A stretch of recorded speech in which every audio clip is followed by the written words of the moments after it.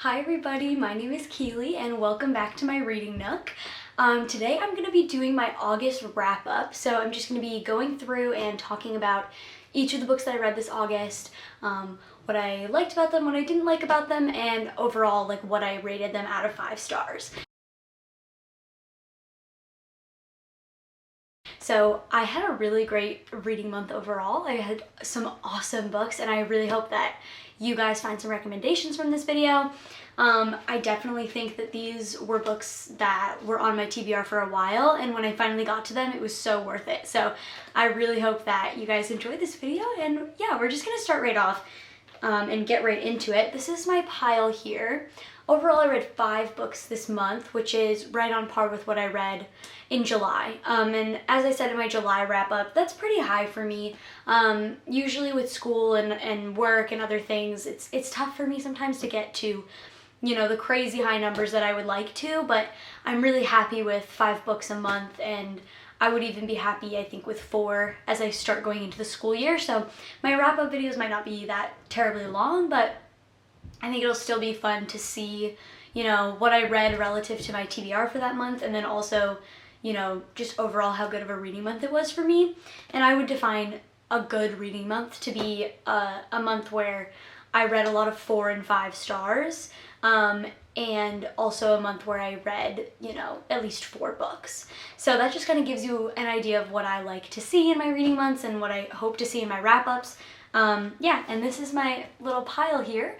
So as you'll see, I did get to quite a few from my TBR. I got to 4 out of the 5 on my TBR, and I'll explain as we get into it why I didn't get to the 5th book on my TBR and switched it up for something else. But the first book that I read this month was The Assassin's Blade by Sarah J. Maas, and as I said in my TBR for August, this book was recommended to me by my friend from home named Abby, and she really loves this series. This right here is the prequel to the Throne of Glass series, and it's a YA fantasy series about a young girl, like a teenage girl who's a trained assassin, and she kind of goes about her life and her adventures, and you kind of follow her along.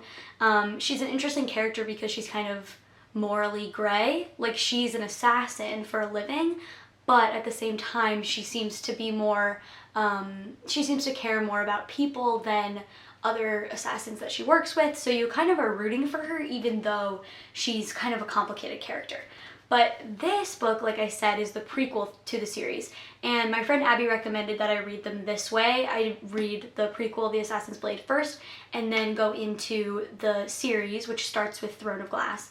And I believe there's 8 or 9 books in that series. So what I'm gonna do is read the next book, Throne of Glass, which is the actual first one in the series. I don't know if that makes sense. Basically what I'm trying to say is that I read the prequel first as opposed to reading the prequel after all of the series, if that makes sense. So that kind of plays into my rating here. I'll get into kind of what I thought of this story. So I feel like a lot of people who read this book are reading it because they want more information on the backstory of a character that they're already heavily invested in, because they went ahead and read the Throne of Glass series before reading The Assassin's Blade. And I don't necessarily think that that made me, that you have to do it that way, because I did it this way where I read the prequel first, and I still enjoyed it, but I will say, because I wasn't already invested in Selena, the main character, it took me a little bit longer to get into it. But Abby recommended this to me to get me out of a slump where I was only reading nonfiction, and I will say this totally got me out of it because it was just so fast-paced. That's something that I love about YA, and something I love about the fantasy genre in general, is that I just feel like it's really fast-paced and super engaging. So I definitely felt that with this book, and the world building was really interesting. But I did overall give it a 3 out of 5. I gave it a 3.5, but on my Goodreads it's 3 out of 5.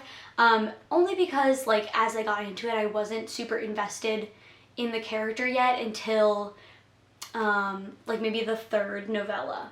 Yeah, the 3rd novella. So that is the way that this book is divided. It's divided into 5 mini novels, and it's just different adventures that Selena goes on that take place before the Throne of Glass series. So I became super invested in the character, and now I'm really excited to read Throne of Glass because it was so fast-paced. but I'll say that I had to give it a 3.5 just because like I wasn't super invested in her and who she was right away. Whereas I feel like I might have been more invested in her had I started with Throne of Glass, if that makes sense. But I would definitely recommend it if you're looking for something, you know, if you like teen YA, then you'll probably like this. You know, it's not like groundbreaking writing or anything like that, but it's just a lot of fun, and that's really what I was looking for when I picked this up, so this fulfilled everything that I wanted out of it, if that makes sense. So that was The Assassin's Blade by Sarah J. Maas, and the next book that I read this month was The Seven Husbands of Evelyn Hugo by Taylor Jenkins Reid. This was so much fun. This book is about essentially a made-up Hollywood starlet named Evelyn Hugo, a Hollywood movie star that is getting up there in age. She's in her late 70s. I think she's 79 years old. Yeah.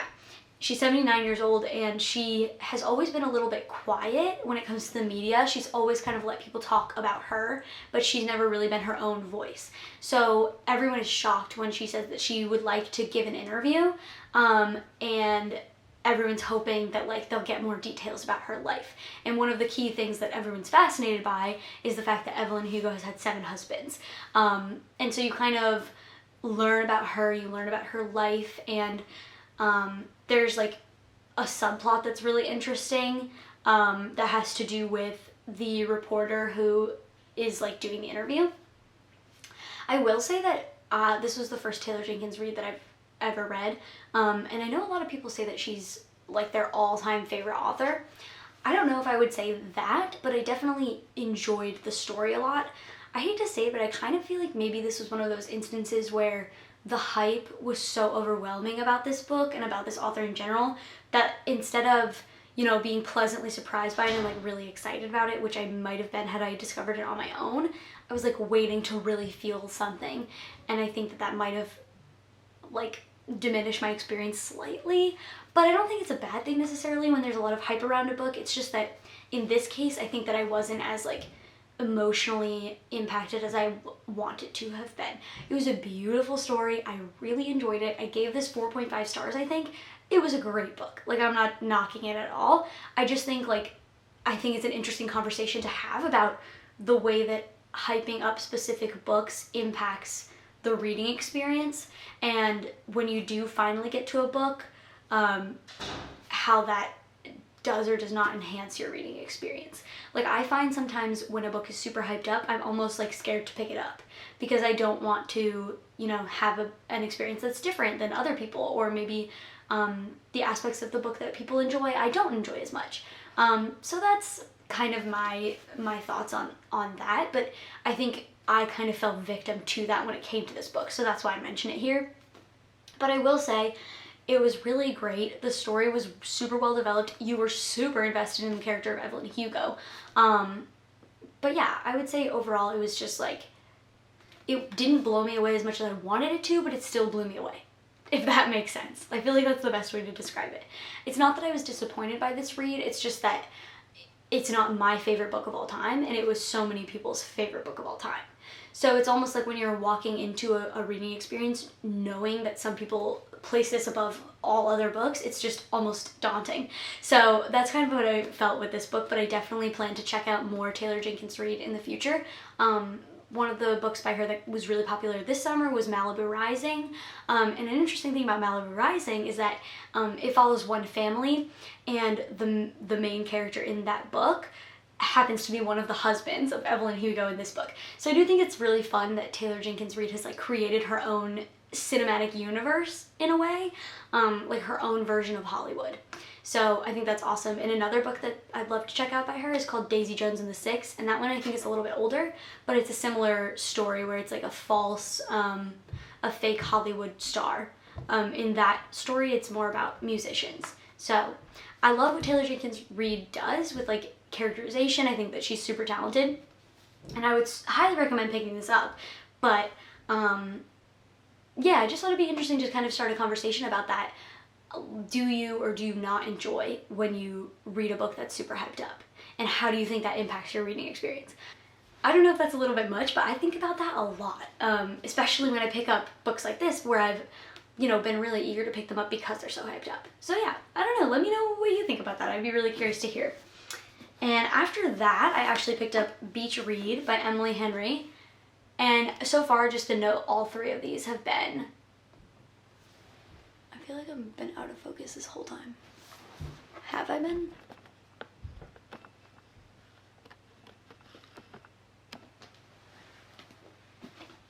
I hope I have not been out of focus this whole time. I kind of feel like I might have been. Fingers crossed, everybody. Fingers crossed. Yeah, so I picked up Beach Read by Emily Henry. And yeah, something I wanted to note is that all three of these books so far have been on my TBR for August. So I've been really like reading them in the order that I thought I would so far. And Beach Read is super fun. It's like a fun romance. It's, you follow these two authors, Augustus Everett and January Andrews. And they're both in the situation where they're in writing slumps, like they're having writer's block, really bad writer's block, and they can't finish the novel that they want to finish. She writes romance novels and he writes literary fiction, like more dark, brooding stories. And so they kind of create this bet to take the rest of the summer when they're living next to each other at a lake. They kind of set up this bet to complete a novel in the other person's genre. So January tries to write literary fiction and Augustus tries to write in romance. So it's super fun. Like, I definitely found this to be one of the best romances that I've ever read. I always find that in a romance, like, I hate when the characters themselves aren't developed. Like when it's only, the character development only happens when the characters are together, if that makes sense. Whereas in this book, I felt like January and Augustus had their own things that they needed to figure out. Like they had their own stuff going on, which made them, I think, more fascinating to follow, and it made me a lot more invested in their story. So I would really recommend this if you're looking for a more emotionally complex romance than others that I've read recently. It's not like this is like the craziest thing ever, but the characters themselves do certainly have heavier topics that they deal with, not just, you know, pretty fluffy romance.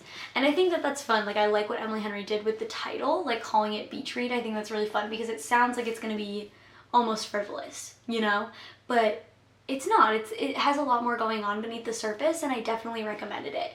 I think that I gave this 4.5 stars, which I feel like is pretty high for me with romance. It's not a genre that I visit that often. I do think that my experience was heightened because I did read most of it at the beach, which was super fun. So I felt like that really added a lot to my reading experience. Yeah, so I would definitely recommend checking this out if you've been looking, if you're a fan of romance, but not always a fan of romance, if that makes sense, because that's definitely how I would characterize myself. Yeah, so that was Beach Read by Emily Henry. Now the next book I picked up was Somebody's Daughter, which is a memoir by Ashley C. Ford. I don't know if you can see that. The cover is really amazing. And this is a memoir of Ashley C. Ford, who's a writer. I think she mainly writes essays for online magazines and websites. This memoir kind of tells her story of her childhood as she navigates the fact that her father is in prison. So she grows up in a single parent household with her mother. Her and her mother have a complicated relationship. Her and her siblings and her family have a complicated relationship. So yeah, it's definitely intense at times, but it's beautifully written and it's very short. So I felt like it was super impactful. And yeah, I found it to be a really beautifully written memoir about a woman kind of navigating her childhood and then as an adult reflecting back on her childhood to find things about it that, you know, maybe weren't what they seemed to her as a child. So I would definitely put some content warnings on this in terms of, I would put a trigger warning on rape, and I would put a trigger warning on, like, familial violence. Yeah, so if that's something that is going to be upsetting to you when you read, I would maybe avoid this one, but if it's something that you can handle in I would say like relatively minimal doses, then I would definitely recommend picking it up because I think that her story was incredibly impactful and she is a really interesting figure. So I also think that she had a writing style that I really resonated with. It was very matter of fact, and it was very much like you felt like you were remembering things alongside her. So highly recommend Somebody's Daughter by Ashley C. Ford. That was the first thing that I'd ever read by her. I've never read any of her essays online, but I definitely think that I'll check them out now that I've figured out that I love her writing style. So yeah, Somebody's Daughter by Ashley C. Ford was great. I think that I gave it 5 stars on Goodreads. I always give, well, I shouldn't say always, but I tend to, unless there's something like glaringly wrong with it, tend to give memoirs 5 stars, just because I kind of feel weird like rating someone's life story as less than 5 stars. And especially because I just think memoir writing as a genre is such a brave thing to do. Like, I just wouldn't ever want to make anyone think that I don't find their life interesting, or I don't think that the struggles that they've been through are valid, if that makes sense. So I tend to give memoirs 5 stars, but I also think that even if that wasn't sort of a rule that I have with myself, I would have given this memoir 5 stars because it was really, really impactful and I really appreciated the writing. So yeah, that was the 4th book I read this year. And the 5th and final book that I read this month was Letters to a Young Poet by Rilke. So this I actually picked up during the month of August, and it was just, I'd heard so many wonderful things about this little book, and so I just wanted to pick it up. It was not the book that I had on my TBR, which was The Edge of the Sea by Rachel Carson, but I just found myself like gravitating more towards like memoir, fiction, more narrative styles, whereas Edge of the Sea is more ecological nonfiction, which is amazing, but it's just, I found myself in this reading month gravitating more towards memoir and fiction. So that's kind of why I found myself reading Rilke's Letters to a Young Poet instead of Edge of the Sea, which is fine. I think it's okay sometimes if your TBR doesn't actually translate 100% accurately to your wrap-up. I think, you know, things happen throughout the month. Sometimes your reading tastes change at the beginning of the month. Yeah. But Letters to a Young Poet is essentially Rilke, who was a German poet in the late 1800s, early 1900s, writing these letters to a young man who goes to a military school that he attended as a child. And the boy writes to him and encloses his poetry and says, like, you know, Rilke, am I any good, basically, at poetry? And what follows is like a correspondence between the boy and Rilke, and Letters to a Young Poet is a collection of 10 of those letters. And you kind of get a glimpse at Rilke's views on life, Rilke's views on hardship, and how to kind of navigate adolescence and growing up and dealing with complex emotions for the first time. And I feel like after reading this, I thought it was beautiful. I definitely understand why so many people have sort of touted this as like a personal philosophy. He talks a lot about like how when we're going through hard things, like it's really important to fully feel those emotions and let yourself sit in it. And even though it's difficult in the moment, the hardships that you go through are kind of doing work inside of you to change you for the better and to kind of mold you into the person that you're supposed to be. So I thought that was really inspiring, and I really enjoyed Rilke's writing style. The version that I read was translated by Stephen Mitchell. I know that the translation can impact your experience a lot, but yeah, I would definitely recommend it. It's so short, it's like 100 pages, so I read it, you know, in like a couple days, and I found it to be, you know, super enjoyable. I definitely think if you've been looking to get your hands on it, here's your sign to go read it. I don't think you'll